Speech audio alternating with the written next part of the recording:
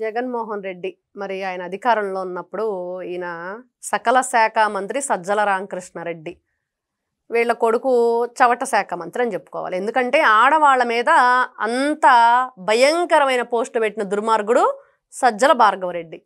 మరి అదంతా కూడా పోసాని కృష్ణమురళి మొత్తం పోసగుచ్చినట్లు పోలీసుల సమక్షంలో అన్ని వివరాలు చెప్పాడు.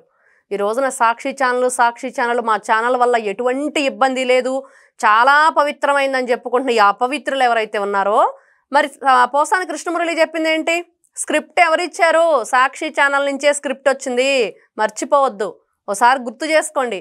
మేము ఎప్పుడు ఏ తప్పు చేయలేదంటున్నారు కదా, మరి అందుకు సాక్ష్యం మరి మీ సాక్షి ఛానల్ గురించి చెప్పింది పోసాని కృష్ణమురళి. మరి సాక్షి ఛానల్ నుంచి వచ్చిన స్క్రిప్ట్ని మరి ఇంక అది మంచా చెడా విచక్షణ అనేది లేకుండా ఇష్టానుసారంగా అడ్డగోలుగా మాట్లాడేస్తే మరి అంతకంటే అడ్డగోలుగా సజ్జల భార్గవరెడ్డి దాన్ని ఏ విధంగా వైరల్ చేసేవాడు. మరి ఈ రోజున ఈ సకల శాఖ మంత్రి సజ్జల రామకృష్ణారెడ్డి చెప్తున్నాడు, నిజంగా ఈయన మాటలు ఎవరు సంకరజాతి అంటే మరి ఈయన కొడుకు ఈయనే సంకరజాతి. అదే కనిపిస్తుంది ప్రజలందరికీ ఈ రోజున.